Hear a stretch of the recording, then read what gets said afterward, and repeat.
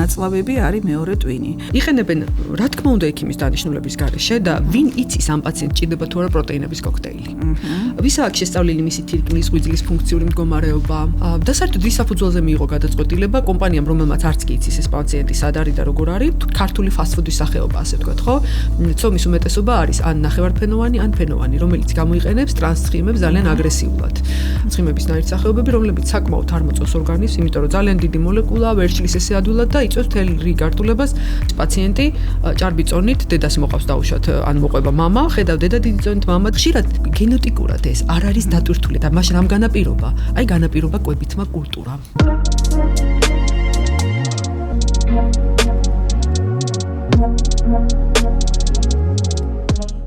მოგესალმებით. ვაგრძელებთ პოდკასტების ციკლს ჰარმონია გზაშემეცნებისკენ. დღევანდელი ჩვენი სტუმარი იქნება ნუტრიციოლოგი ლიზი კუჭავა. მიხარია რომ თქვენ დღეს ჩვენ გვერდში ხართ და მოგცემთ საშუალებას ჩვენ მსმენელებს მივაწოდოთ მეტად მნიშვნელოვანი ინფორმაცია. გისმენთ, ეხლა პირველი შეკითხვა რაც მე მიჩნდება და რაც ალბათ ვფიქრობ აინტერესებს ჩვენ მსმენელებს, რა პრობლემებს განიხილავს ნუტრიციოლოგია? რა გვინდა ნუტრიციოლოგია? რა არის ნუტრიციოლოგია? კი ბატონო, ძალიან დიდი მადლობა მინდა მოგახსენოთ. დიდი მადლობა მინდა სხვა რამის გამოც გითხრათ, იმიტომ რომ ეს კლინიკა არის ნამდვილი ოაზისი ქალაქში და საქართველოში, სადაც ტრადიციული და არატრადიციული მედიცინის ყველა მიღწევა ერთი მიმართულებით მიდის პაციენტის ჯანმრთელობისკენ და ეს ძალიან სასიამოვნოა. მე ვიცნობ თქვენს კლინიკას შორიდანაც და მე მქონდა ბედნიერება ახლდან გამეცანით და ვფიქრობ, რომ ჩემი დარგი, ჩემი პროფესიული საქმიანობა ძალიან ახლოა თქვენთან. ჩემი პირველი სპეციალობა ანესთეზიოლოგი რეანიმატოლოგია, მერე ნუტრიციოლოგია და ორივე მიმართულებით თქვენ გაქვთ ძალიან ბევრი წარმატებული кейსი და ამიტომაც მინდა რომ ძალიან დიდი მადლობა გითხრათ ამ საქმიანობისთვის. რაც შეეხება კითხვას. ზოგადად მიღებულია რომ ნუტრიციოლოგია ვცნოთ როგორც მეცნიერება საკვების შესახებ, თუმცა ბევრად უფრო ღრმა შინაარსი აქვს ამ მეცნიერებას. საკვების გარდა ადამიანი იღებს ძალიან დიდ ბიოენერგეტიკულ სუბსტრატ, თუნდაც წყლის სახით, თუნდაც ბიოაქტიური დანამატების, პრეპარატების სახით და ეს ყველაფერი ძალიან დიდ გავლენას ახდენს არა მარტო საჭმლის გომნელობის სისტემაზე, არამედ მთლიანად ორგანიზმზე. აქედან გამომდინარე, ნუტრიციოლოგიის ერთი ჭრილით განხილვა, რომ ეს არის მეცნიერება კარგი საკვების შესახებ, ან კარგი კვების რეჟიმის შესახებ, ძალიან არასწორია და მცდარია და დღესდღეობით სულ უფრო და უფრო ხშირად გვემატება ხოლმე სხვადასხვა მიღწევები მედიცინის ისეთი დარგიდან, როგორიცაა დავშეთ ფარმაკოლოგია, ფარმაკოდინამიკა, იმიტომ რომ ამ ყველაფერს აქვს ძალიან დიდი მნიშვნელობა ადამიანის ჯანმრთელობისთვის. მე ვიტყოდი რომ ნუტრიციოლოგია არის დღესდღეობით ერთ-ერთი ყველაზე მოდური და ესეთი აქტუალური თემა. და ძალიან ბევრმა ადამიანმა დაიწყო ამ საქმიანობით გატაცება, პროფესიათ აქცია. მე რა თქმა უნდა მივესალმები თუ ეს პროფესიონალურად კეთდება და არ აზიანებს პაციენტს, მაგრამ არის დეტალები, რომელზეც მე მინდა ვისაუბრო, როგორი უნდა იყოს ნამდვილი ნუტრიციოლოგია და როგორი არ არის ჩვენთან. იცით, მე ბოლო დროს, მოდიან ჩვენთან პაციენტები და ხშირად მესმის ესეთი ტერმინი, რომ ვიყავი გასტროენტეროლოგთან, ან ვიყავი ნუტრიციოლოგთან და მითხრეს, რომ არის კვებითი აშლილობა. კვებითი აშლილობა რა მიზეზით შეიძლება ეს ვითარდებოდეს, რამდენად ეს სწორი ხედვა არსებობს თუ არა ესეთი, ვთქვათ, მართლაც დიაგნოზი და რა ხდება კვებით აშლილობასთან დაკავშირებით ზოგადად, რამდენად ეს რეალობაა. კი ბატონო, ძალიან დიდი მწვავე ცხელი თემით დავიწყეთ დღევანდელი საუბარი. მე ვიტყოდი, რომ ეს არის ერთ-ერთი ყველაზე დიდი პრობლემა, იმიტომ რომ ეხება ყველაზე მოწყვლადი ასაკის თაობას, ძალიან ხშირად ეხება ბავშვებს და გარდატეხის ასაკის მქონე თაობას. აქედან გამომდინარე აზიანებს და ანგრევს არა მარტო ბავშვის ორგანიზმს და ფსიქიკას, არამედ ოჯახსაც, გარემოცვასაც და ზოგადად კვებითი აშლილობის დიაგნოზის დასმის დროს ძალიან ხშირად თვითონ პაციენტი არ მოდის აი ამ ჩივილით, არამედ მოდის ოჯახის წევრი. ან ექიმი ესეთი გამოკითხვის დროს სრულიად სხვა დიაგნოზე ფიქრობს და უცბად ხედავს, რომ პაციენტი საუბრობს და იმ საუბარში ეკვეთება კვებითი აშლილობის პრობლემები. ძალიან საინტერესო არის ის, რომ თემა არის სტიგმატიზირებული, აბსოლუტურად. ჩვენ გვერიდება და უფრთხით ყველაზე მთავარი სპეციალისტების ჩართვას მათ შორის ფსიქიატრების, ფსიქონევროლოგების, ფსიქოლოგების და აქედან გამომდინარე მოვდივართ ჯიხში. კვებითი აშლილობები არ არის არც ნუტრიციოლოგია, არც ენდოკრინოლოგია, არც გასტროენტეროლოგია მხოლოდ. ეს არის ძალიან დიდი დაავადებების ჯგუფი, რომელსაც უნდა აბსოლუტურად გუნდური და გუნდურ მიდგომაში მე არ გულისხმობ იმას, რომ კაბინეტიდან კაბინეტში გადავა მისამართოთ, მე გულისხმობ, რომ ჩვენ გქონდეს ერთმანეთთან ინტერაქცია ძალიან ახლო.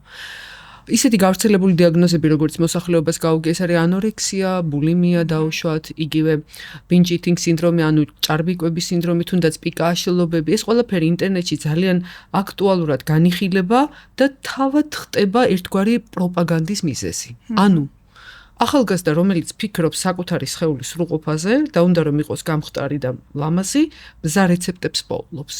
და ეს ძალიან ცუდია. მე მესმის, რომ ჩვენ ტექნოლოგიურ ეპოქაში ვცხოვრობ და ძალიან აქტიურად ვითარდება ინტერნეტი და დღეს პაციენტების და ექიმებიც აქტიურად იყენებენ იგივე ChatGPT-ს თუ ასე შემდეგ, მაგრამ ხელოვნური ინტელექტი არავითარ შემთხვევაში არ უნდა გამოვიყენოთ ბოროტად, ხო მართალია?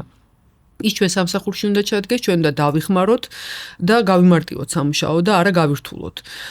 ძალიან ბევრი ინფორმაცია მათ შორის, აი როგორ გავხდეთ, როგორ მივიღოთ ძალიან მკვეთრი გახდომის ეფექტი 10 დღეში, 5 დღეში. პირდაპირ მოწოდებულია დეტალური ესეთი პროტოკოლის სახით მამანის მიერ და პაციენტი, რომელიც არის გარდატეხის ასაკში, იწყებს აი ამ დიეტის მიდენას და რაღაცა პერიოდის მერე აღმოაჩენს, რომ ჩიხში მოვიდა. და იქიდან ვეღარ გამოდის. მაგრამ პრობლემას ართულებს ისიც, რომ ძალიან ხშირად ეს ყველაფერი პრედიქტირებული არის ოჯახიდან. ანუ ოჯახში სადაც ოდნავ სრული ბავშვი ცოტა პუტკუნა, ოდესღაც შეიძლება დედის მამის მხრიდან იყო გარკვეული, მე არ ვიტყოდი სიტყვა ბულინგს, მაგრამ მითითების ობიექტი, რომ იცი რა უნდა გახდე. არ გიხდება ესეთი წონა. ცოტა მოგვიანებით ასაკში უკვე ამ ყველაფერს რადიკალურად იღებს თავის თავში და იღებს გადაწყვეტილებასო შეცვალოს და იღებს გადაწყვეტილებას სრულად არასწორი.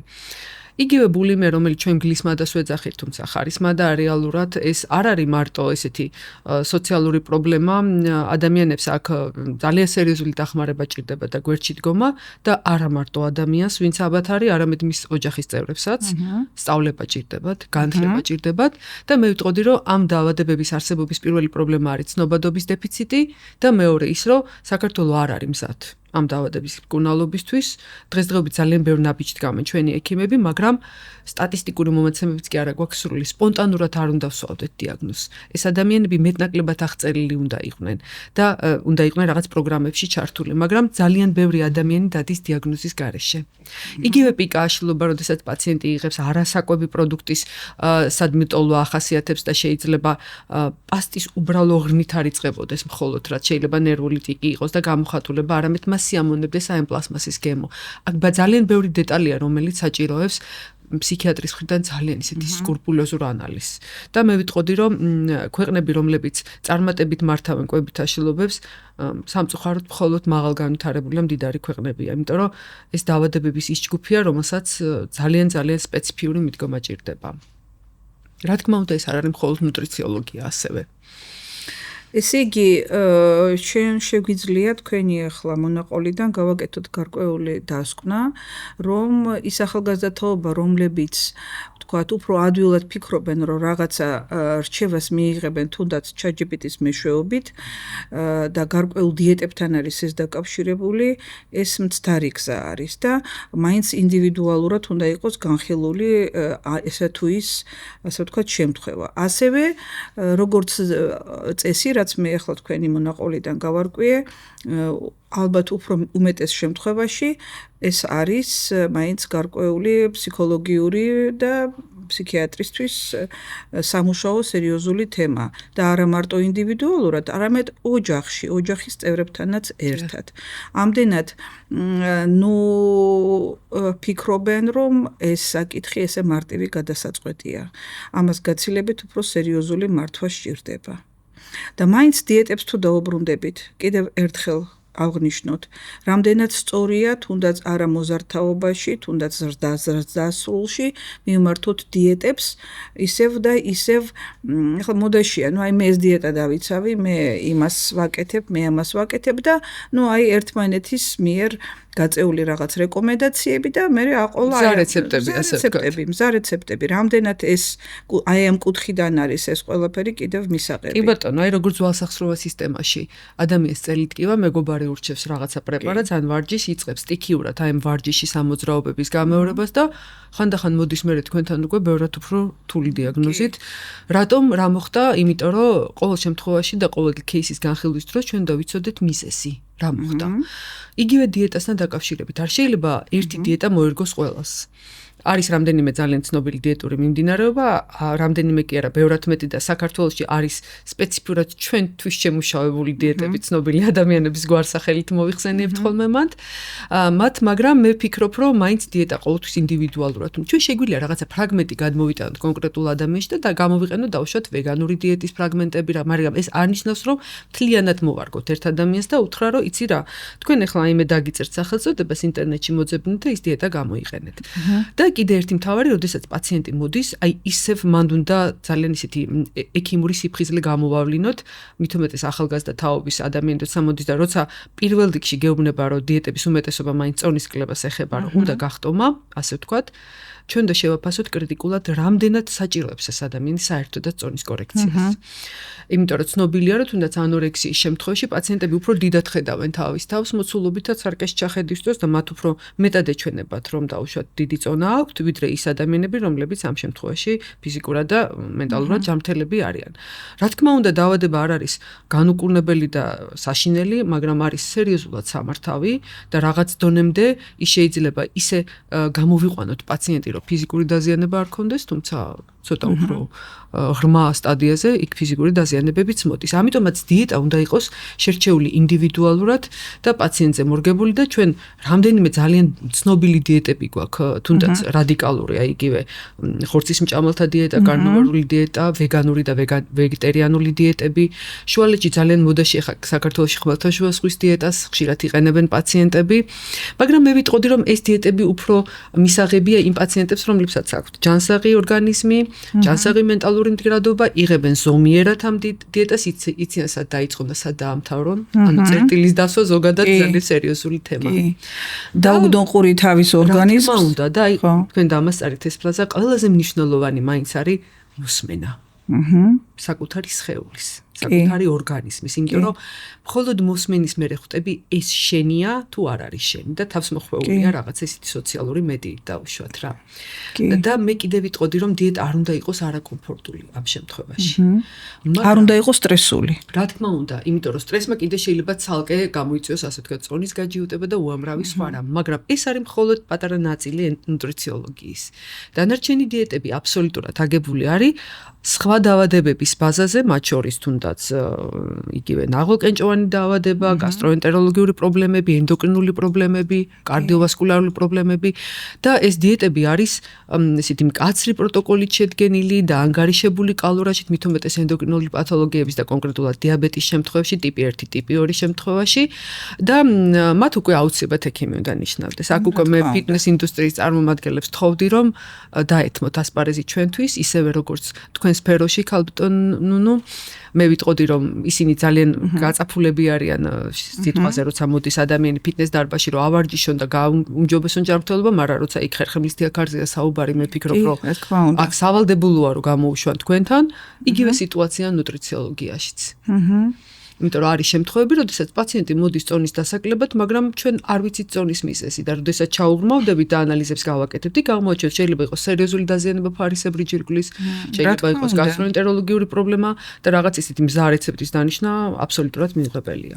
მართალი ბრძანდებით და ყოველ შემთხვევაში თვითონ მოსახლეობამ უნდა იცოდეს, რომ ესეთი საკითხები ასე მარტივად გადასაწყვეტი სამწუხაროდ არ არის.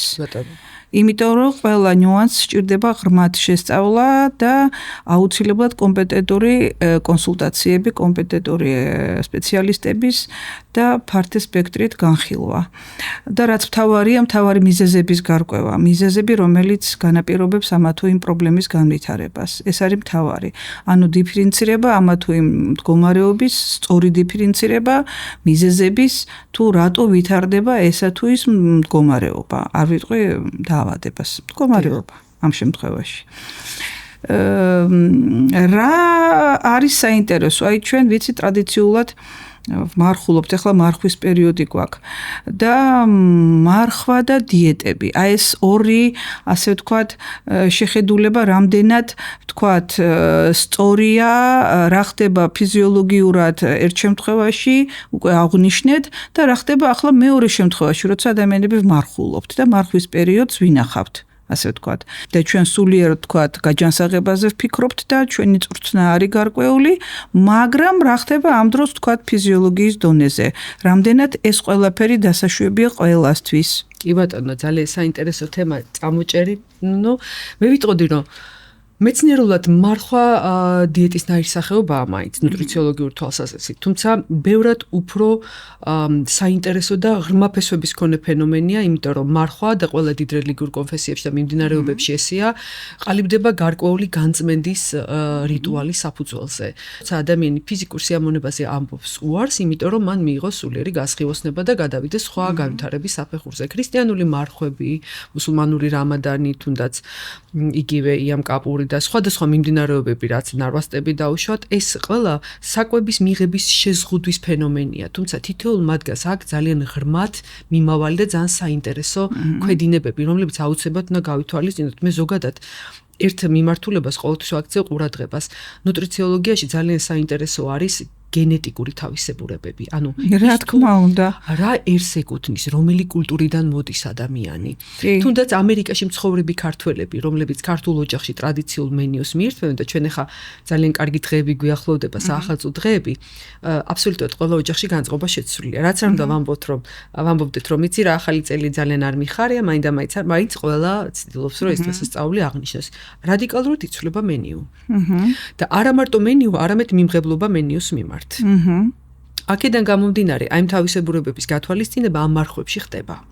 და მეცაც გერტყით, მარხვებში გათვალისწინებული არის ის მცენარეული და ის ცხოველური საკვები, რომლებიც იმ ქვეყნებს ახასიათებს. აი დღევანდელი მაგალითი ავიღოთ, თუნდაც ქრისტიანული მარხვის მაგალითზე.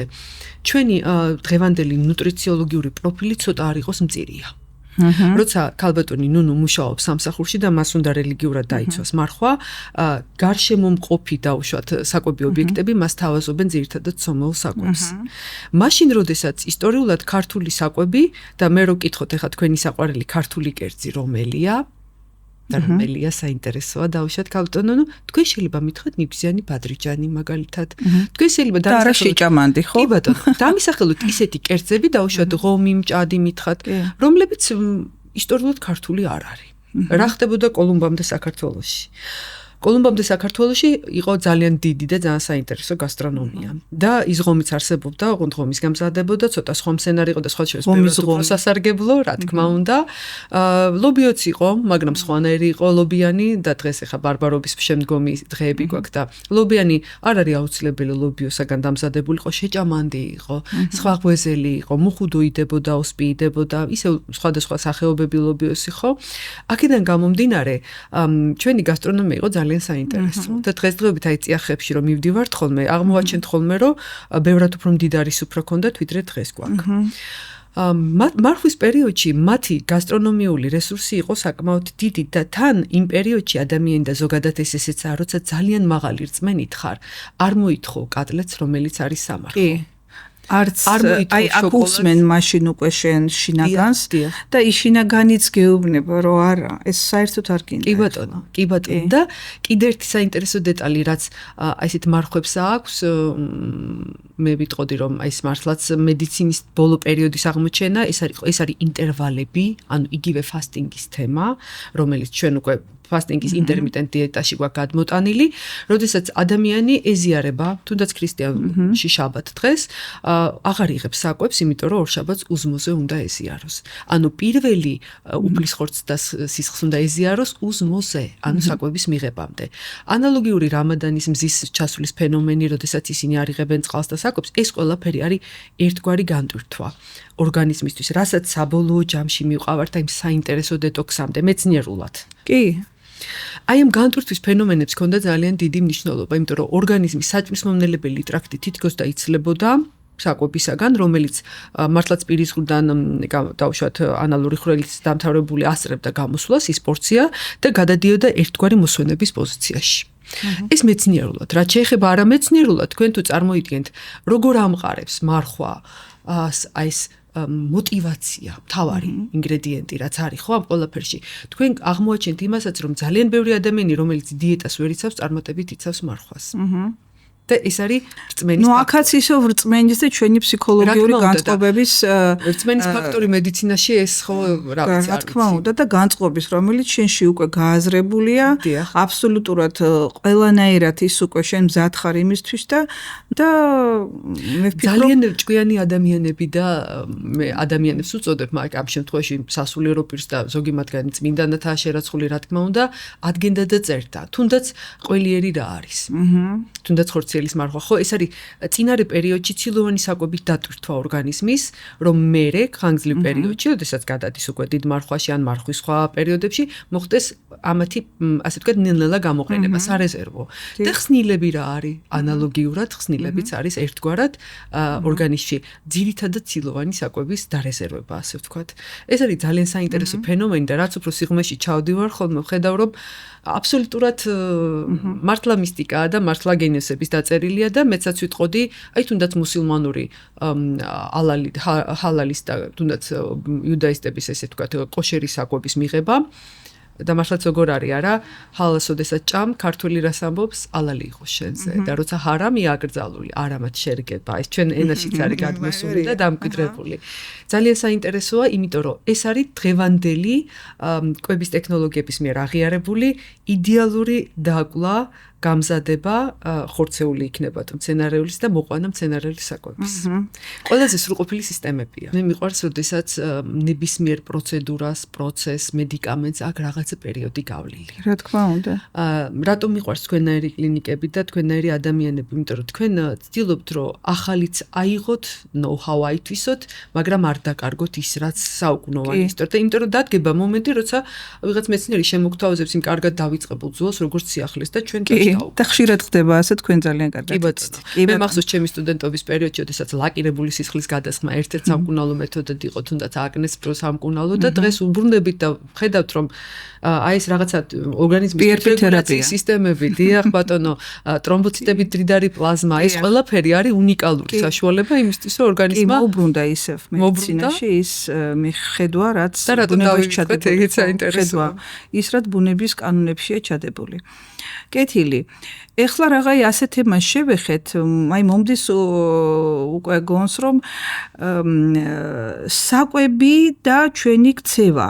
ანუ ორგანიზმი ისეა მოწყობილი ესეთ კანონებშია, ყველაფერი კანონებით არის ურთიერთკავშირებში, რომ ვიცით ბოლო დროს უკვე დამტკიცებულია, რომ ნაწლავები არის მეორე ტვინი და რა თქმა უნდა რომელიც განაპირობებს ჩვენ ქცევით თავისებურებებს. რამდენად ეს ასია?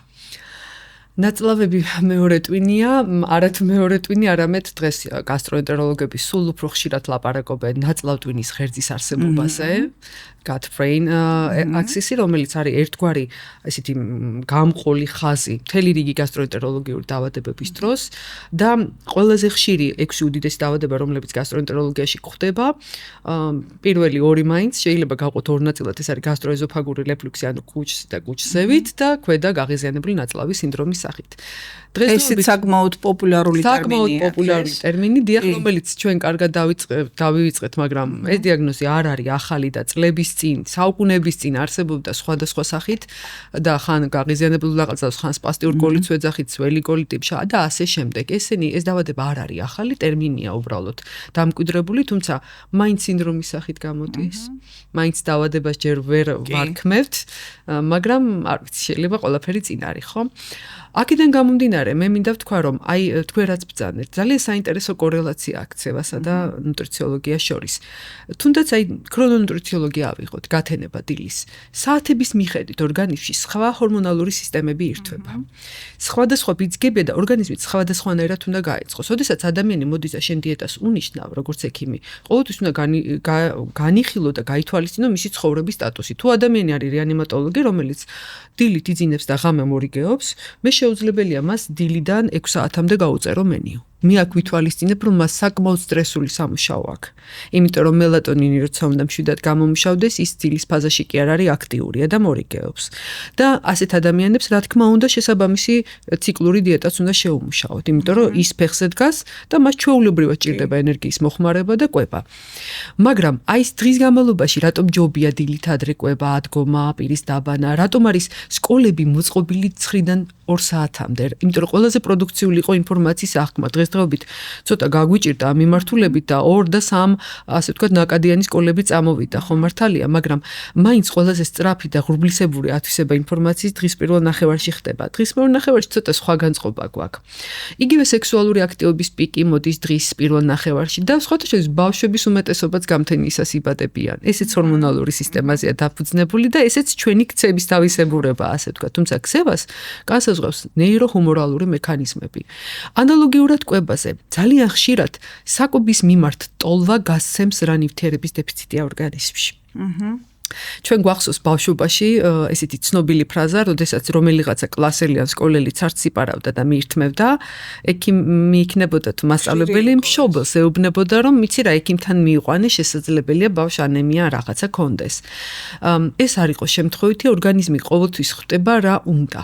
და როდესაც სტრესი გვაქვს, როცა მეცადინეობთ, როცა ძალიან დაკავებული გვაქვს გონება, ძალიან ხშირად ხელი წაგვიცდება რისკენ, ყავისკენ და ტკბილეულისკენ, იმიტომ რომ ტვინს და მეხსიერებას ჭირდება სწრაფი გლუკოზა. ხო მართალია. მაგრამ როდესაც ადამიანი იწყებს სპორტულ აქტივობას და მისი მუსკულატურა მატულობს, თუ უნდა რომ კოლაფსი არ მიიღოს, ანუ ივარჯიშოს ბევრი, მაგრამ მუსკულატურა კი არ გაიზარდოს, არამედ განილიოს შესაძლებელია ცხიმთან ერთად, ის იწყებს ცილოვანი საკვების მიღებას. ხო მართალია, აქ არის ხორცი, დაუშვათ იგივე კვერცხი, რძის ზოგიერთი პროდუქტი და ასე შემდეგ. თუ კარგად დავაკვირდებით, ვის რა ნივთიერება უყვარს და რომელი საკვები შესაძლებელია, ჩვენ ამოვხსნათ ამ ადამიანის არა მარტო ხასიათის თავისებურებები, არამედ რომელი მინერალი, რომელი ვიტამინი და ასე შემდეგ შეიძლება აკლდეს. ეს არის ისეთი ძალიან საინტერესო ძველ ბერძნებთანაც და მანამდეც ძალიან ბევრი მიმდინარეობა აღიარებდა, რომ პროდუქტები გვანან კიდეც იმ ორგანოებს, რისთვისაც არიან. და მე ამ მხრივ ძალიან მიყვარს ზოგადად ხილეული და კაკლეული და კაკალი, ნიგოზი კი ბატონო, აბსოლუტურად გავს ნახევარსფეროებს. ჩვენი ქცევა, კიდევ ერთხელ ვამბობ, იმდენად განაპირობებს ნუტრიციოლოგიურ მიმართულებას, რომ ძალიან ხშირად ჩვენი ქცევის გამო ანალოგიურ ქცევით პატერნებს უყალიბებთ შვილებსაც. აი მაგალითად მარტივი ექსპერიმენტი. ოჯახის დიასახლის მოუტანეთ ქათამი და ეს ექსპერიმენტები გაკეთებულია, როდესაც სხვადასხვა დიასახლის ერთი და იგივე მასალა მივაწოდეთ. ერთმა მოამზადა ამ ქათმისგან, პამიდორისგან და რაღაც ისეთი კერძებისგან, ხო? წვნიანი დავშოთ, მეორე მოამზადა ჩახოხბილი, მესამე მოამზადა ქათამი მშრალად და შემოუწყო ამაზად დაჭრილი დავშოთ პომიდორი იყო თუ კარტოფილი და ასე შემდეგ. რა მოხდა აქ? ეს არის რეცეპტი და ძალიან ხშირად აქ დიდ მნიშვნელობას თამაშობს გენეტიკურად დეტერმინირებული რეცეპტები, ბავშვობის სურნელები და ის რაც დედამ გვასწავლა და პლუს ადამიანის თავისებურება, ანუ მე მომწონს ეს გემო და მე ამას ვაკეთებ და მე ამით გავსავსხავ უკვე ჩემი შვილების კვებით გემოვნებასაც. თუმცა თუ დედა უგემოვნო და ჭარბი რაოდენობით აკეთებს ერთი და იგივე საკვებს, ბავშვთან პირიქით მეორე მომენტი დგება. მას ძალიან აღარ უყვარს მაგალითად გოგრა. რატომ? იმიტომ რომ მთელი ბავშვობა დედა გოგრას უკეთებდა. და თან იმ მანდატორული ფრაზით, რომ სასარგებლოა ჭამე. ზოგ ბავშვს არ უყვარს სასარგებლო და მირთმევა. ასე რომ კვება განაპირობებს, ქცევა განაპირობებს არა მარტო კვებას, არამედ ყველაფერს ჩვენს გარშემო. ქცევა ძალიან მნიშვნელოვანი ფაქტორია და ხშირად ჩვენი ქცევით ასევე პირიქით. რა თქმა უნდა, რეციპროკულადაც ვიღებთ რაღაცეებს ხოლმე, ასე ვთქვათ და განაპირობებთ არა მარტო ჩვენ, არამედ ოჯახის წევრების სხვათა შორის ჯანმრთელობასაც. იმიტომ რომ თუ დედას უყვარს მოხრაკული, ასე ვთქვათ, მაღალკალორიული და ტრანსხიმებით დამზადებული კერძები, იმ ოჯახში ოჯახის წევრებსაც აქვთ ხოლმე მსგავსი პრობლემა. აი, როდესაც გენეტიკურ ჭარბწონაზე ვსაუბრობთ, არის ურთულესი ფაქტორი და დღეს ამას ჩვენ ეს ეპიგენომიკა და სხვადასხვა ანალიზები ამის საშუალებას გვაძლევენ, იმიტომ რომ მოდის პაციენტი ჭარბი წონით, დედას მოყავს დაუშვათ, ან მოყვება მამა, ხედავ დედა დიდი წონით მამა და იმ წუთში ვეკითხები გენეტიკა როგორია, ყველას დიდი წონი, დატვირთული გამოგაქვს. მაგრამ ხშირად გენეტიკურად ეს არ არის დატვირთული, ანუ თუ მას ლაბორატორიული ანალიზებით ვნახავთ, იქ არ არის პრედისპოზიცია და მაშინ რამ განაპირობა? აი განაპირობა კვებითმა კულტურამ. თუ უკულტურობა. ცოტა ცუდი რაღაცაა, მაგრამ ქცევის თავისებურებამ კვების კულტურამ. ამიტომაც შეიძლება დიასახლისი დედა და დიასახლისი სხვათა შორის აი ეს ძალიან საინტერესო ფაქტორია. გამოკითხეს ექსპერიმენტის დონეზე ფსიქოლოგებმა ადამიანები და როცა დაუსვეს კითხვა, თხოვეს დაუყოვნებლივ აიღწერათ, ან დაეხატათ, მონახაზი გაეკეთებინა და ტერმინზე დიასახლისი რატომღაც ყოველთვის ჭარბწონიანი ქალბატონი მოდიოდა. და ამასაც თავისი ძალიან სერიოზული და ობიექტური საფუძველი აქვს. და ხშირად ასეთი დედები განაპირობებენ უკვე შვილებში დიწონას. კი ბატონო, საკმაოდ რეალური დამოკიდებულება არის და ალბათ უფრო დედებს, ოჯახის ბურჯებს სჭირდებათ ნუტრიციოლოგიაში გარკვევა. რომ ჩვენ გვყავდეს ჯანსაღი, ჯანმრთელი მომავალი. ამიტომ მოუწოდებ დედებს, მოუწოდებ ჩვენ მომავლის ჯანმრთელობისთვის, რომ უფრო მეტად დაინტერესდნენ ნუტრიციოლოგით და მეტი ყურადღება მიაქციონ ამ საკითხებს. ლიზი, ეხლა ერთი საკითხი კიდევ საინტერესო, მე ვფიქრობ დაინტერესებს ჩვენ მსმენელს, რაც ეხება კვებით დანამატებს და პრე და პრებიოტიკებს, რომელზეც აი მასიურად გვესმის, რომ იქ თუნდაც ვთქვათ უხეშად რო ვთქვათ, გახიზენებული ნაწლავის სინდრომია და გაურკვეველია, ესე იგი, საიდან მოდის ეს ყველაფერი და თვითნებურად იცით რაიმე მომცეს რეკომენდაცია, რომ დავლიო პრე ან პრობიოტიკები, ან თუნდაც რაიმე ფერმენტები. ეხლა რა შეესაქმე, ჩვენ კი ვიცით მედიკოსებმა, მაგრამ აი სამწუხაროდ არც ფერმენტის მიღება და თუნდაც პრე და პრებიოტიკების მიღება რამდენად შესაძლებელია შეუსწავლელად. ან კიდევ იგივე ბიოლოგიური აქტიური დანამატების. კი ბატონო. ამა თუ იმ შემთხვევაში ცოტა შორიდან დავიწყეთ. კი ბატონო. დღესდღეობით ფარმაცევტული და ესეთი საკვები დანამატების ინდუსტრია ძალიან აგრესიულად შემოდის ქართულ ბაზარზე, შემოსულია, ვიტყოდი უფრო სწორედ. არა მარტო ქართულზე, მსოფლიო ბაზარზე, რა თქმა უნდა, და ხელმისაწვდომი ხდება არა მარტო საფთიაქო ქსელებში და ფიტნეს დარბაზებში, არამედ ინტერნეტიდან გამოწერაც. ვისაც მეტი ფული აქვს, მეტ პროპაგანდას აკეთებს, კი ბატონო. საზღვარგარეთ საერთოდ გასტრონომიულ სისტემაში. კი ბატონო, გასტრონომიულ სისტემაში ჩვენთაცაც არის რამდენიმე მithumetes ძვალსახსროვანი სისტემის ბიოაქტიური დანამატები და ადამიანები იწყებენ შეძენას და ზოგიერთ მათგანს აქ სისტემა ისე მოწყობილი, რომ არა მარტო საკვებ პროდუქტს ამატებ, არამედ სრულად ანაცვლებ.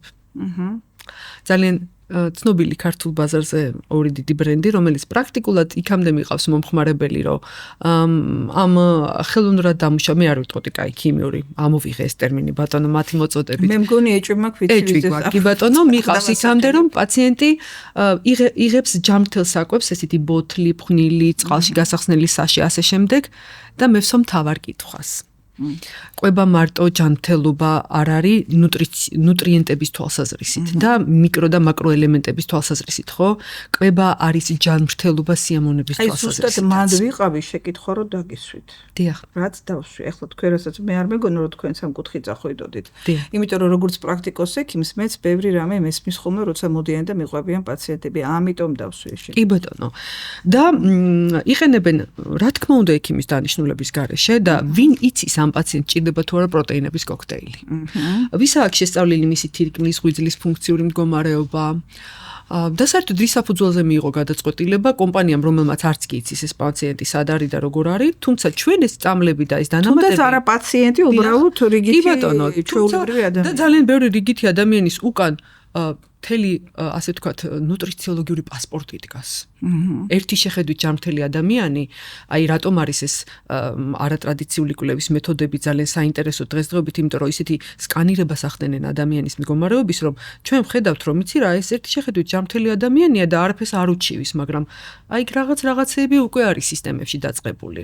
და ზოგადად ადამიანის სხეული, ჩვენ ხო ფიზიკური სხეულით ვიწყებთ მაინც მკურნალობას და ჩვენ ხო ვიცით, რომ ადამიანს ფიზიკურის გარდა კიდევ ბევრი სანამ იქამდე ჩავა პრობლემა, მანამდე ბევრი სხვა გარსია დაზიანებული. აქედან გამომდინარე, ეს ეხელაღებით არც საკვების დანიშნული, იმიტომ რომ კიდევ ერთხელ ვამბობ, როგორ შეიძლება გჯეროდეს ჩვენ 1 მილიგრამი ქიმიურად აქტიური ტაბლეტის და არ გჯეროდეს კილოგრამზე მეტი აქტიური სუბსტრატით, რომელსაც ყოველდღიურად ვიღებთ და ყოველდღიურად ვამუშავებთ და ნარჩენი მასის სახით გამოვცემთ. ანუ როგორ შეიძლება გჯეროდეს იმპაწაწინა მედიკამენტის და არ გჯეროდეს საკვების მავნე და არამავნე გავლენების შესახებ, ხო?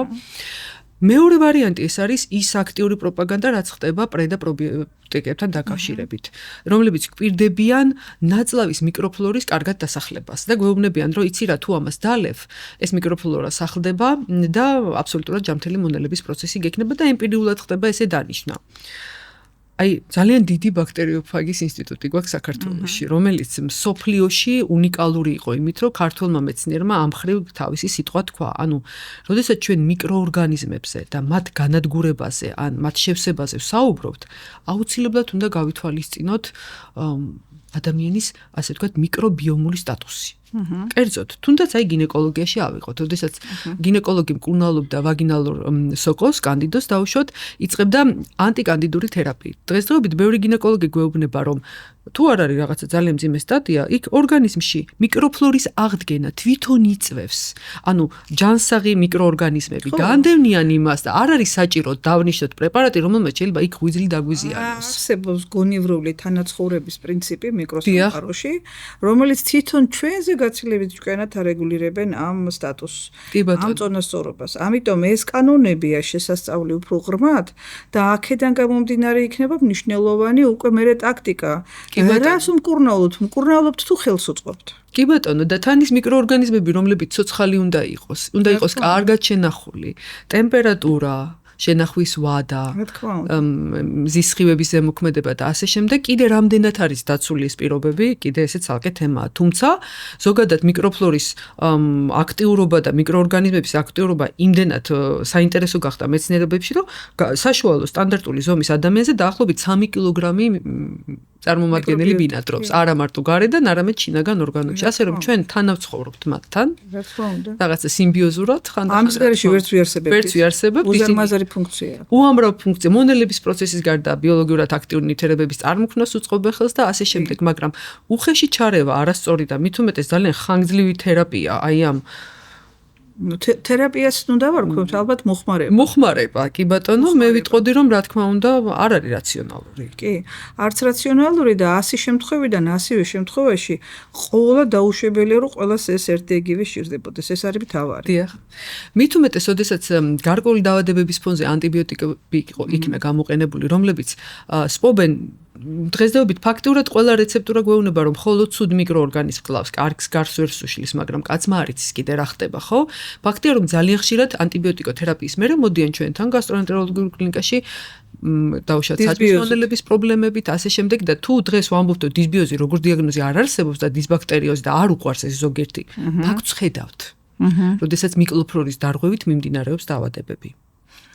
აქედან გამომდინარე, რამდენად შესაძლებელია კვებითი რაციონით ავადგინოთ ჩვენ ეს მიკროფლორა, რომელიც დარღვეულია ამა თუ იმ მიზეზის გამო. ძალიან კარგი კითხვა დამისვით.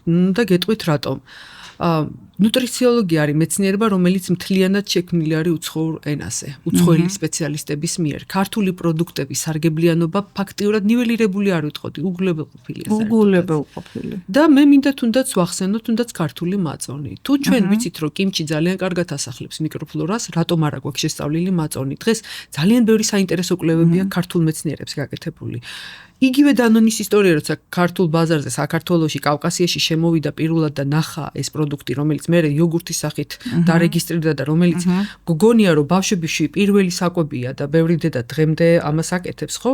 მე ვიტყოდი, რომ იქ მაწონი ძალიან საინტერესო, სრულიად უნიკალური მიკროფლორა, სრულიად უნიკალური ბაქტერიები, გეთანხმებით აბსოლუტურად. კი ბატონო. და მით უმეტეს, რომ ეს შეიძლება ითქვას ენდემურია. იმიტომ რომ თუნდაც აი მეზობელ სომხეთში ეს სხვა აბსოლუტურად სხვა ბაქტერიული შემადგენლობაა. კი ბატონო.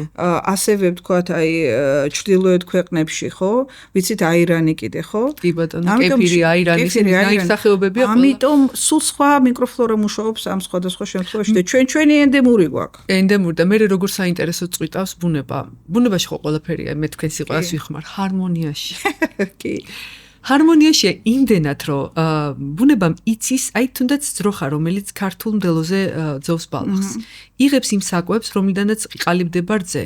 კი ბატონო, ჩვენი ძროხა არ არის მაღალი მეწველი უნარით გამორჩეული და არ ძალიან ცხიმიანაა, მაგრამ ცხიმიანი რძე არ აქვს, მაგრამ ის შესაძლებელია ჩვენი ორგანიზმისთვის უფრო მიღებული იყოს, უფრო ადაპტირებული, მისაღები, ვიდრე ჰოლსტეინის ტიპის ძროხა, რომელმაც ალპურ მდელოზე მოძოვა და იმისგან დამზადებული რძე, რომელიც ჩამოდის ტეტრაპაკში შეფუთული 6 თვიანი ვადით, ჩვენ ხსნით ბედნიერები მივირთვეთ და ვამბობთ, რომ აი ქართველებს რძე არ გვაქვს. ამ დროს თუ შეიძლება ერთ რამეს დავამატებ. აუცილებლად. ნუ ჩვენ ვიცით რომ არსებობს ახლა რაზეც ჩვენ ვყვებით, ეს ყველაფერი მატერიალური სამყაროა, ხო? მატერიალური და ჩვენ როგორც მედიკოსებს გვაინტერესებს აი ეს მთელი ბიოქიმიური პროცესები, ფუნქციონალურად რა ხდება და ფიზიოლოგია. მაგრამ მონეტეს ხორი მხარე აქვს და არსებობს ბიოენერგეტიკული ურთიერთდამოკიდებულება ზუსტად იმ საკითხიდან გამომდინარე, რასაც ქვია ენდემური ამა თუ იმ რეგიონისთვის დამახასიათებელი ენერგოინფორმაციული ასე ვთქვათ ენერგიის მიწოდება ყველაფრისთვის, თუნდაც აი ეს ძროხა რომელიც მინდორში ძოვს, ხო? რა ბალახს ძოვს, რა ენერგიით გაჯერებულს და რა ენერგიას მიაწვდის? საოცარი რაღაცა თქვით. ხო, რა ენერგიას მიაწვდის იმ ვთქვათ რძეს ან კვერცხი როგორი ენერგიით არის გაჯერებული თუ დღევანდელ პრემიქსებს არ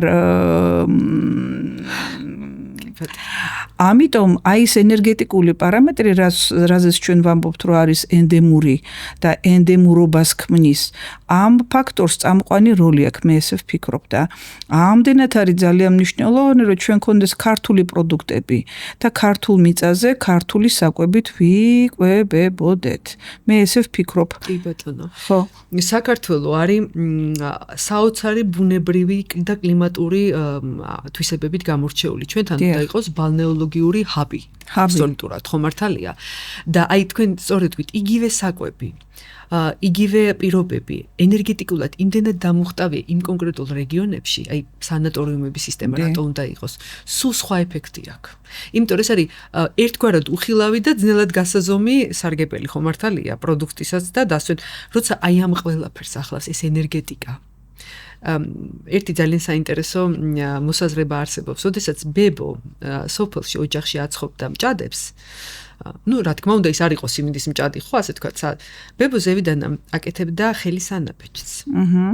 კი ბატონო. ეს ხელის ანაბეჭდი არ იყო უბრალოდ დახატვა, ასე ვთქვათ, და დეკორის ნაწილი. კი, გარკვეული ეს იყო რიტუალი, რა თქმა უნდა და მე რიტუალურ საკვებზე თუ ვისაუბრებ, აი თუნდაც ხინკალი ავიღოთ, ხო? ისეთი საოცარი რიტუალები, რაც ხინკალი არის სრული კოსმოგონია, ეხლა ვისაუბროთ. ეს არ არის აბსოლუტურად საკვები და მე ყოველთვის მეცინება აღარ ქვია ამას, არც ბრაზდები უკვე, როცა ამბობენ, რომ იცით რა ხინკალს ფესვები შეიძლება კონდეს მომთაბარე ტომებში, იმიტომ რომ იქ მონგოლებს და ვიღაცას რაღაცა მსგავსი აქვს. მსჯელობა უნდა დავიწყოთ ხინკლის თუნდაც გარეგნული შესახედაობით. ეს არის აბსოლუტური კოსმოგონია. როგორია ის ბორჯღალოსებური წნული, რატო 19 ნაოჭი იყო ცნობილი და როგორ მზადდებოდა, რატო იყო ქვაბში იყრებოდა, ქვაბი იყო ასე ვთქვათ, სავსე მთვარის სიმბოლოდ, რამდენი წუთი უნდა მოხარშული იყო, რატო იყო ხორცი დაკეპილი, როგორი ხანჯლით იკეპა. ეს არის ყველა და რატო ღებულობდნენ ძირითადად მამაკაცები მონაწილეობას, ხო? ეს არის ძალიან საინტერესო მომენტი. აქ არის მთელი კოსმოგონია, მთელი ქართული მისტერია. დიახ, სიმეტრიული ქართული მისტერიები, ასოების თამაში, ჩადებული. და ასე რომ ისეთი საკვები მე ვიტყოდი, რომ ხინკალი რიტუალური საკვებია. არა მარტო. ისევე როგორც ის მჭადიც რიტუალური საკვებია. ის კვერები, რომლებსაც ბებიები ხშირად ამზადებდნენ, რა თქმა უნდა, ისინი არის ძალიან საინტერესო და ამათ ვინ უნდა მესაუბროს, რომელი უცხოელი ნუტრიციოლოგი, მე და დამიწეროს მენიო თავისი ლაზანიეთი და რაღაცა, როცა მე აქ ვიცი, რომ ჩემ ერს ესა აქვს. და ამას არ უნდა ნიველირება, ჩვენ უბრალოდ ვერ მივედით ჯერ იქამდე, ვერ მოვიცალეთ, რომ ჩვენი საკუთარი ვაღიაროთ, ხო მართალია? იგივე ჩურჩხელა რა იყო და აი ეს დავები, ნუ არ ვიცი, მე სულად ენერგაიზერ საკვებზე როცა მელაპარაკებიან ხოლმე და როცა მეუბნებიან, რომ რა შეჭამონ დაუშვათ სწრაფი ენერგიის მიღების დროს, მე ყოველთვის ვახსენებ, რომ ქართველ მეომრებს, რომლებიც თითქმის სულ ბრძოლაში იყვნენ, მიქონდათ რა? ჩურჩხელა. მიქონდათ ტლაპი, მიქონდათ საკვები, იმიტომ რომ მაშინ ხო შენახვის პირობები სხვანაირი იყო. და ეს არ ითვლებოდა დღეს რომ ამბობენ, იცით, აჩურჩხელა ტკბილია, გლიკემიური ინდექსი მაღალი აქვს და არ ვარგა. მეომარს გლიკემიური ინდექსი ვერ ექნებოდა, იმიტომ რომ ის ძალიან ბევრი ენერგიას ხარჯავდა და მისთვის აუცილებელი იყო, როგორ შეიძლება იმას ჩვენ დავუნიშნოთ დაბალ გლიკემიური ინდექსიანი საკვები და გავატანოთ. და როგორ შეიძლება ვაჭამოთ მას ცომ გამოცვილი აჭარული ხაჭაპური, რომელიც იყო ნავი. და ჩვენ გვეუბნებიან რომ ზღვაოსნობა არ ვიცოდითო. დახედეთ რა არის აჭარული ხაჭაპური და მიხვდებით თელი კოსმოგონია რატოა თვალი შიგნით და რატო არის კვერცხი რამდენიმე წამის ეპიზოდით არის დაჭერილი. არც მეტი არც ნაკლები, ან თოხლო იქნება, ან მოხარშულივით იქნება, ხო? ეს მთელი ფილოსოფია და ამას ქართველი არ იყო კულინარი. ქართველი იყო შემოქმედი, ის როცა ქმნიდა კერძებს, ის აქ მთელ რიტუალურ ცოდნას, გამოცდილებას დებდა და აქედან გამომდინარე, ჩვენი კერძები აი ამ ჭრილში არ უნდა ნახოთ, რომ მივაწოდოთ ვიღაცას და უთხრეთ, იცი რა საახალწოდ ჩვენ გოზინახს ვაკეთებთ. კი, სიტყვა შეიძლება არ არის ქართული ფუძის, მაგრამ რა იყო გოზინაყი, რატო კეთდებოდა? დღესო გვეუბნებიან რომ თაფლით თერმულად დამუშავებული მავნე არ ამუშავებდა თერმულად თავს, არ ადუღებდა, მიყავდა დუღილამდე და მერე ამზადებდა. ეს ძალიან საინტერესო და ისეთი ასპექტები, რომლებზეც აი არ შემიძლია საათობით ვისაუბრო. ეს ყველაფერი ძალიან საინტერესოა და ძალიან მნიშვნელოვანია, მაგრამ რა ვუყოთ იმ საკვებს, რომელიც დღეს რეალურად ჩვენ გასტრონომიულ ინდუსტრიაში არის შემოთავაზებული და რა საკვებით იკვებება დღეს ძირითადად ჩვენი მოსახლეობა. აი, როდესაც საკვებზე ვსაუბრობთ, ჩვენ მარტო პროდუქტის ვარგისიანობა არ უნდა გავითვალისწინოთ, უნდა გავისალისწინოთ ასევე მომზადების თავისებურებები. ამას აქვს უდიდესი მნიშვნელობა, იმიტომ რომ ერთ და იგივე კერძი შესაძლებელია განსხვავებული ტექნოლოგიური მომზადების პირობებში გადაიქცეს შხამად და გადაიქცეს ნუტრიციოლოგიურად სასარგებლო პროდუქტად. მაგრამ საწყისი მაინც ყოველთვის იწყება, რა თქმა უნდა, ნიადაგიდან და თესლიდან. აი, აქ უკვე მაქვს ერთი ძალიან საინტერესო მოსაზრება, როდესაც საქართველოს შეუერთდება იმ საერთაშორისო ტრენდს, რომელიც აღიარებს, რომ ორგანული პროდუქტების სამშობლო ვართ და დღეს ბევრი გვაქვს უკვე. ორგანული ღვინოს წარმოება დაიწყეს, ორგანული პროდუქტების მწარმოებელი კომპანიები არსებობენ, რომლებიც იღებენ საკვებ პროდუქტებს ყოველგვარი ქიმიური დანამატების, ყოველგვარი შხამების, საწამლავების გარეშე. მართალია, ეს პროდუქტები ვიზუალურად არ გამოიყურება ისე, როგორც ბაზარზე შემოთავაზებული ისეთი გაბერილი გიგანტური ზომის ვაშლები, რომლებსაც აბსოლუტურად სიმეტრიული სილუეტი აქვთ, მაგრამ ბევრად უფრო სასარგებლოა, იმიტომ რომ პირველი ფრაგმენტი აქვს თან ორგანულ წარმოებას საინტერესო, ის იცავს ბიობალანსს. ანუ ჩვენ ორგანულ წარმოებებში არ უნდა გქონდეს მწერების, თუნდაც ჰერბიციდების, მცენარეების დახოცვის ბარბაროსული მეთოდები გამოყენებული. რატო ზიანი არ უნდა მივაყენოთ არა მარტო მომხმარებელს, არამედ გარემოს. და აი ესეთ ფილოსოფიაზე გაზრდილი, რომელშიც კვლავაც უნდა მივიღოთ ჩვენ აუცილებლად. როდესაც ჩვენ გვინდა ნიტრატებით მდიდარი საკვები, ქართველი გლეხი 60 წელიწადში ერთხელ გავდა მარცვლის პარკოსნებს ხომ მართალია, რომელთაც ახასიათებდათ ფესვებზე, კი ბატონო, აზოტის და ნიტრიფიკაციის ბაქტერიის გამრავლება, ის იყო ბუნებრივი განიტრატება, ასე ვთქვათ, ნიადაგი და არ არის. იცოდა ეს ველმა ხალხმა ძალიან კარგად დაკვირვების შედეგად. აი ამ პრობლემა მიგვიყვანა კიდე ერთ ძალიან დიდ გლობალურ პრობლემამდე, იმიტომ რომ აი ასეთ ნიადაგზე გაზრდილი პროდუქტი არა მარტო ჩვენ გასტრონომიულ მაგიდაზე ხვდება და ჩვენ გვაქცევს, ასე ვთქვათ, გვწამლავს, არამედ გადადის ცხოველებში, თუნდაც პირველი ეს არის ფუტკრები, რომლებიც დღეს მსოფლიო აღიარებს, რომ აი ფუტკარი თუ გადაშენდა, ძალიან მალე სამყაროს დაიქცევა, იმიტომ რომ ქართველი ერი, რომელიც გამოირჩეოდა უნიკალური ფუტკრის სახეობებით, თუნდაც იმიტომ, რომ ის ნესტარი იყო გრძელი და სიღრმეში აღწევდა და ზამთარს და ასე ვთქვათ, კლიმატურ პირობებს კარგად იტანდა, ცვალებად პირობებს. მისგან მიღებული თაფლი იყო აბსოლუტურად განსხვავებული. დღეს ქართულ ბაზარზე ძალიან რთულია იპოვო თაფლი, რომელიც არა ანტიბიოტიკ ნაჭამი ფუტკრისაგან არის დამზადებული. ან არა შაქარ-ნაჭამი, სხვათა შორის შაქრის კვება, შაქრით კვება, შაქრიანი წყლით კვება ეს მიღებული მეთოდია, რომ გადაარჩინონ ოჯახი, თუმცა ისტორიულად თაფლს ვეუბრუნებდნენ. რა თქმა უნდა. და ეს არის პრინციპი ბიოდემეტერის და ბიოდამცავი, ასე ვთქვათ, სისტემის, როდესაც იღებ, ბოლომდე არ მიგაქ, უტოვებ მასაც. და აი, როდესაც ფიჭას აცლიდნენ, ხო, გარკვეული რაოდენობის უნდა დარჩენილიყო. აი, მაშინ იქნებოდა ჯანსაღი პროდუქტი.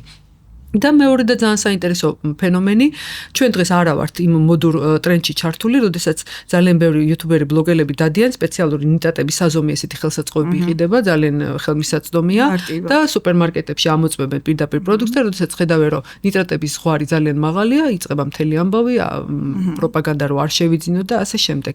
აქედან გამომდინარე, როგორც კი ამაში ჩავერთვებით, ჩვენ ნახავთ რას მივირთვებთ. ნახავთ უკვე ციფრობრივად და ეს იქნება სრული შოკის მომრგველი. გარდა იმისა, რომ ბაზარი სავსეა პროცესირებული საკვებით, აი თუნდაც ნებისმიერი საცხობი რომ ავიღოთ, სადაც ეს არის ქართული ფასტ-ფუდის სახეობა, ასე ვთქვათ, ხო? ცომის უმეტესობა არის ან ნახევარფენოვანი, ან ფენოვანი, რომელიც გამოიყენებს ტრანსცხიმებს ძალიან აგრესიულად.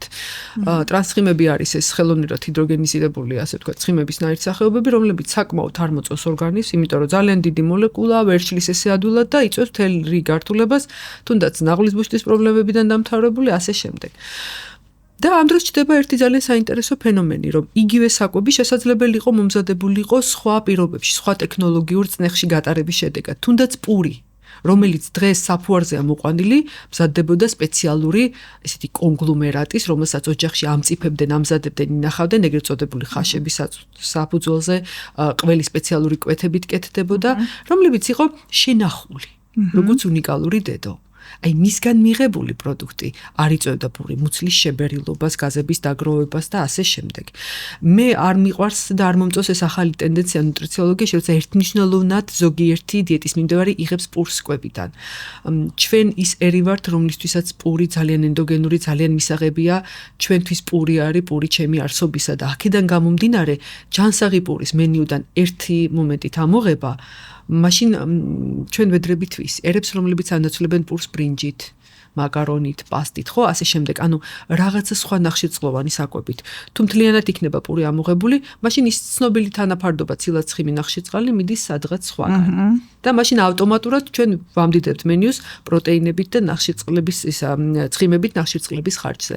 და აი მანდ უკვე მე აღარ უნდა დავსვათ რაღაც კითხვები, რატომ არის პრობლემები ჯანმრთელობის მხრივ, იმიტომ რომ ჩვენ ნახშირწყლების დაშლის საკმაოდ კარგად განვითარებული აპარატი გვაქვს სხვათა შორის. პირის ზღვრიდან იწყება საკმაოდ დიდი და მაღალი პირის ზღვრა, ის ცოტა ხა ეგენიკის თემაა, რა თქმა უნდა, ანატომიური თავისებურებები, მაგრამ ჩვენ კარგად ვინელებთ ნახშირწყლებს. უბრალოდ კულტურა უნდა გქონდეს ეს ყველაფერი როგორ გადავამუშავოთ. რა თქმა უნდა, როგორ გადავამუშავოთ. რა თქმა უნდა. ლიზა, თქვენ ახსენეთ, რომ შესაძლებელია საკვები იყოს არასწორი მომზადების წესით, მავნეთაც გადაიქცეს. აი, რომელ საკვებს და რანაირი წესით მომზადებულს დაგვისახელებდით? კი ბატონო, მარტივ მაგალითს მოგიყვანთ, ძალიან ისეთი ლამაზი დელიკატესური კერძი გვაქვს ქართველებს, თეთრი ბლის მურაბა ნიგვზით. რომელიც ნუტრიციოლოგიურად საკმაოდ არ გვიყვარს. კურკას იღებენ, შიგნით ათავსებენ იგებს, უგემრიელის საკვებია, მაგრამ ნიგოზი კონსერვაციის პერიოდში და დუღილის დროს საკმაოდ რთულ ნივთიერებებს გამოყოფს, რომლებიც ორგანიზმისთვის არ არის, რა თქმა უნდა, სასარგებლო, ეთმნიშნულოვნად არ ურჩევდი. ასევე არც ისე კარგია, როდესაც ხორცის შენახვის მომენტში მიმართავთ შებოლვას და შენახვას, მით უმეტეს თუ აქ მიდის სველი შებოლვა იგივე ყველის შემთხვევაში. რაჭული ლორი. და თქმა უნდა, რაჭული ლორი სხვა ტექნოლოგია ეს მართლა კოსმოსია და მე ვიტყოდი რომ ძალიან ჭკვიანი, მაგრამ როცა ფენოლური ნაერთებით მიდის შებოლვა, იმიტომ რომ ძალიან ლამაზი ყავისფერი გარსი ქონდეს, სულგუნს და შიგნით იყოს რბილი და რძიანი, ეს მე ვიტყოდი რომ არა მარტო ნუტრიციოლოგიური შეცდომა, არამედ დანაშაულიც არის, ასე ვთქვათ. და ბევრი სხვა პროდუქტი, აი მაგალითად ტყემალი. უნიკალური კერძია. მე ვიტყოდი რომ соусების მეფეა, იმიტომ რომ მას ძალიან ბევრი სასარგებლო თვისება აქვს, მაგრამ იმიტომ რომ ტყემალი შენახული იქნეს და სხვათა შორის ძალიან სამწუხაროა ის, რომ ქართველი გლეხები და მოსახლეობა მიმართავს ამას, ძალიან ხშირად უმატებენ სალიცილკას ეძახიან, ასპირინს და აი ეს თხევადი კონსისტენციას კარგად ინარჩუნებს. აი ამ შემთხვევაში ეს პროდუქტი ერთმნიშვნელოვნად ძალიან მავნეა, მით უმეტეს ბავშვთა ასაკის შემთხვევაში. და არა მარტო ტყემალში, ალბათ აი ეს ზამთრის რაც არის კონსერვაციაში ძალიან ბევრი კონსერვაცია, თუმცა ეს უკვე ნაკლებად აკონსერვებენ ხოლმე საკვებს, მაგრამ ნუ ტყემალი ისეთი თემაა და პომიდორის წვენი, რომელიც კლასიკურად ყველა რაიონში ოჯახები აკეთებენ. და მე მათ მიმართავ თხოვნით თუ მაგამის უფლება, რომ მით უმეტეს ბავშვებისთვის ეს არის ერთმნიშვნელოვნად ძალიან ცუდი, იმიტომ რომ ბავშვის ღვიძლი ასპირინის აცეტილსალიცილის მჟავას მონელებაში არის ძალიან ცუდად ჩართული და ვთხოვდი, რომ თუ შენახვის პირობებს ვერ იცავენ, მაშინ დაადუღონ მაინც ტყემალი, რა თქმა უნდა, იქ სარგებლიანობა და რაღაც იკარგება, მაგრამ სხვა გზა არ გვაქვს. სხვა გზა არ გვაქვს იმის დამატებას. ეს საკმაოდ მნიშვნელოვანი პრობლემა არის, მეც ვიცი ამის შესახებ და ძალიან დიდი მადლობა. იქნება და მოგვისმინონ და გაიგონ, იმიტომ რომ მართლა ძალიან დიდ ზიანს ვაყენებთ აცეტილსალიცილის მჟავის მოხმარებით ჩვენ პროდუქტებში. ასე რომ გთხოვთ გაითვალისწინეთ. ლიზი, ესე იგი, აი ინდივიდუალური დღეს თქვათ, როცა პაციენტი მოდის გვეუბნება, რომ აი მე ჩავიტარე ტესტ დიაგნოსტიკა საკვების ტოლერანტობაზე, კეთდება იცით თქვენ ესეთი ანალიზები და აი მაქვს ლაქტოზისადმი აუტანლობა, მაქვს გლუტენისადმი აუტანლობა და ძალიან ესეთი გავრცელებული არის ისევ მოდურ ტენდენციებად გადაიქცევა ხოლმე ესეთი რამ და აი ნუ რა ვიცი ალბათ მე იქ კიდევ ცელიაკი ამაკ და მოკლედ ერთი და იგივე გესმის სულ, იმიტომ რომ აი გაიგონეს რაღაც და ესე იგი ალბათ მეც ამ ჭირს. აი რამდენად თქვათ საკვებისადმი ტოლერანტობა ჩვენ ენდემურ მხარეს რეალურად აქტუალურია. თქვენ რაიმე სტატისტიკა თუ გაქვთ ამ მიმართულებით? ეს არის პრობლემა, რომელიც გლობალურად ქართულ მედიცინას აქვს. ანუ სტატისტიკის დეფიციტი, განახლებადი სტატისტიკის. ხა ვიღაცა მოусმეს და მეჩხუბება ალბათ, მაგრამ სტატისტიკა არ არის ესეთი, რომ იცით რა, დავუშვათ ცელიაკი ერთ სულ მოსახლეზე აი ამ კონკრეტულ და რიცხვს ასახელებენ. რომელ წელს? რომელ სქესში, რომელ ასაკობრივ ჯგუფში, ბევრი კითხვა მოდის მაშინათვე. აქედან გამომდინარე, სტატისტიკების მოგროვება საკმაოდ რთული და სერიოზული პრობლემაა. და მოითხოვს ერთიან ანალიზს და საქართველოში ჯანდაცვის სისტემა ცოტა არ იყოს დაგსაქსულია, ხო? კერძო სექტორშია ნაწილი, რეგიონები ნაკლებ კონტაქტში არიან. რაც შეეხება საკვების მიმართ ადამიანის ორგანიზმის დამოკიდებულებას, მაინც ორი დიდი პრობლემის სახეს გამოყოფდი. ეს არის ინტოლერანტობა, ანუ შეუწყნარებლობა პროდუქტების მიმართ და ალერგიული გამოვლინებები. რომლებიც, რა თქმა უნდა, საქართველოში ისევე როგორც სხვა პოპულაციაში ჩვენთანაც ძალიან მაღალია, თუმცა არსებობს მთელი რიგი თავისებურებები, მაგალითად. ამერიკის კონტინენტის მოსახლეობაში ამერიკის შეერთებულ შტატებს გულისხმობ უფრო მეტად, ძალიან მაღალია და ამაში უამრავ ფილმშიც ნახავთ და ლიტერატურაშიც არაქისის მიმართ, მიწის თხილის მიმართ ალერგია. საქართველოში ზოგადად თხილეულებზე ალერგია ცოტა უფრო დაბალია და არ გამოიხატება ანაფილაქსიური რეაქციების სახით. ძალიან ხშირად. რატომ? არაქისზე? დიახ. რატომ? იმიტომ რომ ჩვენ თხილეულით ძალიან გვიყვარს. მე ვფიქრობ, რომ ეს არის რაღაცა ერთგვარი გენეტიკურად დეტერმინირებული ტოლერანტობა, ასე ვთქვათ, შემწყნარებლობა, ტოლერანტობა იმ გაგებით არა, რაც ტოლერანტობა ნიშნავს, თხილეულის მიმართ, იმიტომ რომ ჩვენი სამზარეულო ძალიან დიდარია. ჩვენი სადღესასწაულო კერძების დიდი ნაწილი არის თხილეულით და ნიგზეულით, ასე ვთქვათ, გაწყობილი. ქართველი კაცისთვის ეს ძალიან ისეთი მისაღები პროდუქტი იყო და ტკბილეულიც კი ნამცხრებიც, ასე ვთქვათ, ხო, რომელიც დღეს რა ნამცხრებიც გვაქვს, ეს ევროპული ნამცხრები ძირითადად, რომლებიც ჩვენთან იყო ქადა, ბურმე, დაუშვათ ფახლავა და ასე შემდეგ, ძირითადად ნიგზეულს და თხილეულს შეიცავდა ასევე ჩანართების სახით. და ყველაზე მთავარი არ დაგავიწოთ ჩურჩხელა, რომელიც არის ისეთი ქართული კოსმოგონიური საკვები, რომლებიც გაყვება ალბათ დასაბამიდან, რა თქმა უნდა, და ღმერთმა ბოლომდე, რა ვიცი, უსასრულობამდე გაგვაყოლოს. მე ვფიქრობ, რომ აი ამ ორი დიდი ჭრილის გათვალისწინება აუცილებელია ძალიან. რატომ? ნუ პრინციპში მიდგომა მაინც სტანდარტულად ერთნაირია, ამას ქვია რესტრიქციული მიდგომა, ანუ ამოღება მენიუდან პროდუქტის. მაგრამ თუ უფრო ჩაუღრმავდებით, ჩვენ მაგალითად ალერგიაში აღმოვაჩენთ ჯვარედინ ალერგიულობასაც, ანუ ვიღაცას პამიდორზე რო აქვს ალერგია, მას შეიძლება ყურძნის ამსახეობასაც აღმოაჩენს. ამიტომაც ესეთი დეტალების ნიველირება არ შეიძლება. ერთმნიშვნელოვნად ცხადია, როცა ადამიანი მოდის კვებითი ალერგიით, ალერგოლოგები აკეთებენ საკვებ პროდუქტებზე პანელს და ნახულობენ, ხომ არ არის სხვა პროდუქტის მიმართ. თან უნდა გავითვალისწინოთ მწვავე ფაზა. როცა ადამიანი მოდის მწვავე ფაზაში, მას შეიძლება ისეთ პროდუქტზე აღმოაჩენს ალერგია, რომელიც ჩვეულებრივ პირობებში არ აქვს.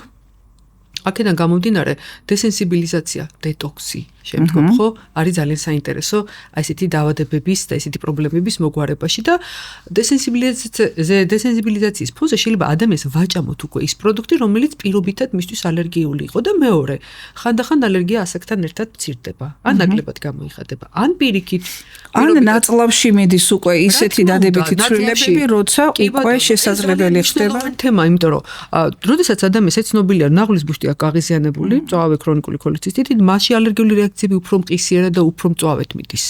რატომ და ზოგადად კანის მიერი დაინტერესებაც უფრო მაღალია. რატომ? იმიტომ რომ აი სისტემა არის დარღვეული, ის ჯაჭვი, რომელიც ყველაფერ ამას დაბალანსებურად ალაგებს ხო ორგანიზმში.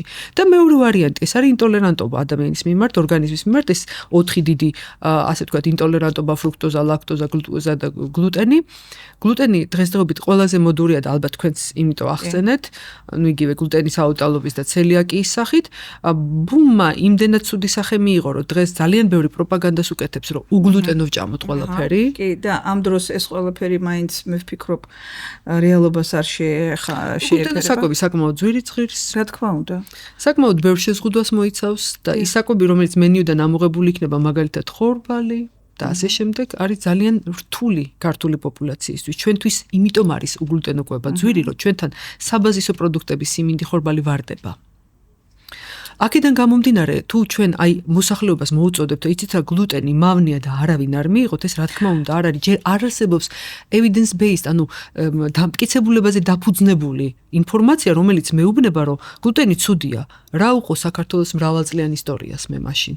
როდესაც ჩემი ლიზი ის რასაც ქვია პროდუქტები რომელიც მიიღება მხოლოდ ანუ მე აქცენტი მაქვს იმაზე რომ ხორბალს სჭირდება ის გარეთავისი გარეკანი ანუ რასაც ჩვენ ვახეთ ქატოს რასთან ერთად როცა მზადდება პური თლიანი ცეხვილი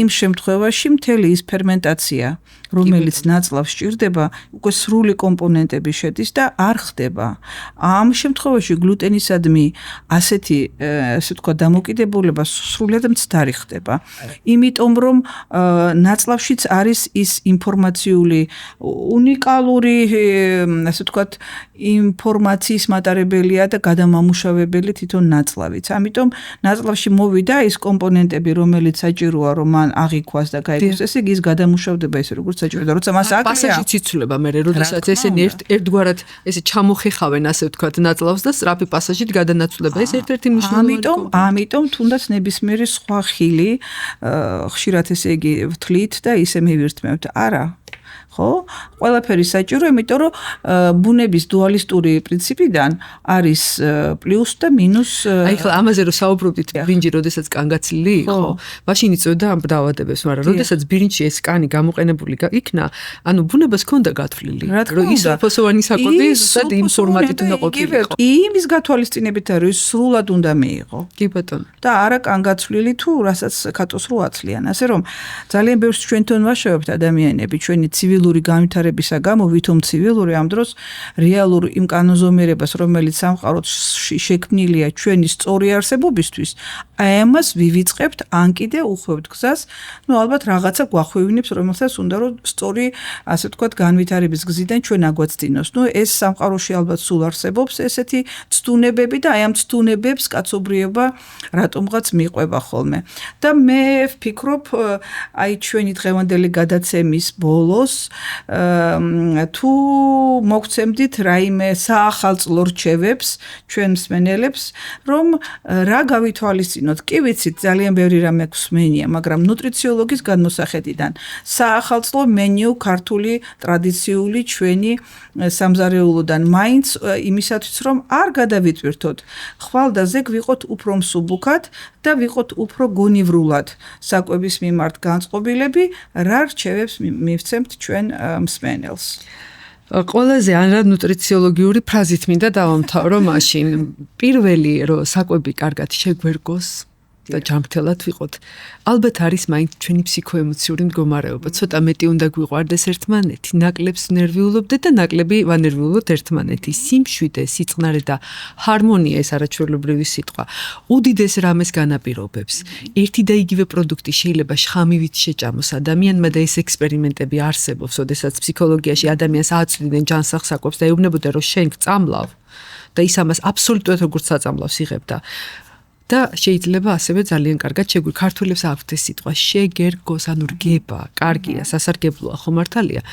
აქედან გამომდინარე საახალწლო განწყობა მინდა რომ მოსახლეობას ვთხოვო რომ რაც შეიძლება მშვიდად ბედნიერად და ხალისიანად შევეგებოთ ყველაფერი კარგად იქნება ყველაფერი კარგად დამთავრდება დავიცვათ ის პრინციპი რომ ნუ ავურებთ სხვადასხვა კერძებს ასე ვთქვათ ერთად მივხედავთ იმისა რომ საახალწლო სუფრა ძალიან მრავალფეროვანია ვეცადოთ რომ მაინც აბსოლუტურ ესეთი ნარევს ნუ გავაკეთებთ ყველაფერის ერთად მით უმეტეს მაშინ როდესაც მალფუჭებადი პროდუქტებიც გვიდევს მე ისევ მაიონეზთან მიყვარს ხოლმე მისვლა იმიტომ რომ მეორე მესამე დღეს ეს უკვე ძალიან სახიფათო პროდუქტად იქცევა საერთოდ საერთოდაც ჯობია რომ სუფრაზე დაწყობილი პროდუქტები ახალი წლის რომელიც რამდენიმე საათი გრძელდება მე აღარ მოხდეს მაცივარში დიდ კერძებთან ერთად და განმეორებით აღარ გამოვიდეს იმიტომ რომ მიკრობული გამრავლება ძალიან ინტენსიურად მიდის სუფრის პირობებში არა მარტო სითბოს გამო არამედ როცა ჩვენ საუბრობთ ციგარეტს ეწევიან და რაღაცა ვეხებით და იქ მიკრობები მაინც ხდება თუნდაც ნერწვის წვეთებით და ასე შემდეგ აქედან გამომდინარე საახალწლო სუფრაზე გაწყვა დიდ რესტორნებში ამიტომაა არასოდეს კერძები არ ბრუნდება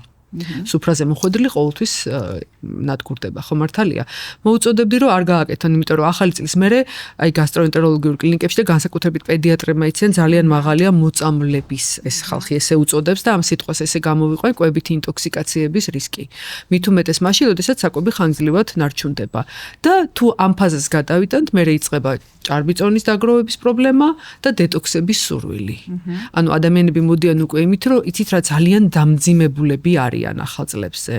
რატოა დამძიმებული? მარტო იმიტომ არა რომ ბევრი საკვები მიიღო, არამედ იმიტომ რომ ორგანიზმი აბსოლუტურად სტრესულ გარემოში მოვიდა სხვადასხვა საკვების, სხვადასხვა ნუტრიციული შემადგენლობის, სხვადასხვა დაშლის პერიოდით ერთჯერადად ხდება ორგანიზმში და საკმაოდ დიდი დოზით.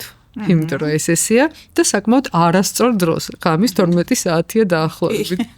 ეს არის ყველაზე მძიმე მომენტი ხო? კი ბატონო, ამიტომაც ახალ წლებზე თუ ესე მძიმედ და ასე ვთქვათ დატვირთულად ხდებით, აუცილებლად ახალი წლების მერე მე ვფიქრობ, რომ განტვირთვა ძალიან კარგია და ეფექტურია და ზოგადად განტვირთვა, რა თქმა უნდა, სითხის თანაობისას ძალიან კარგი იქნება. მე ყოველთვის ვამბობ, რომ წყალი, როცა სითხეზე ვსაუბრობ და არა ლიმონათები და დაუშვათ რაღაცა ქიმიურად შეღებილი წვენები ну დაახლოებით ხა ისეთი პროპაგანდა მიდის ზოგიერთი მოდის ხოლმე და 5 ლიტრამდე სვალ წყალსომს არ არის საჭირო ამხელა რაოდენობა იქ ადამიანის ეს ფორმულის მიხედვით ვანგარიშობთ მაგრამ 2 ლიტრა 2 ლიტრანახევარი სავსებით საკმარისია ხოლმე ცოტა თბილ მდგომარეობაში წყალის დალევა დაუშვათ მეორე დღის უზმოზე საკმაოდ კარგად ალაგებს ამ პრობლემებს ესე ვთქვათ ჩამორეცხავს და აღლილ ნაწლავებს და მე ვიტყოდი რომ ისეთი რაღაც მარტივი ხრიკების გამოყენება რასაც ქვია მსუბუქი საკვები მერე უკვე ახალი წლების მძიმე საკვების მერე ცოტა უფრო დამზოგველი და თქმა უნდა ძალიან შეამსუბუქებს საჭმლის მომნელებელი ტრაქტის დატვირთვას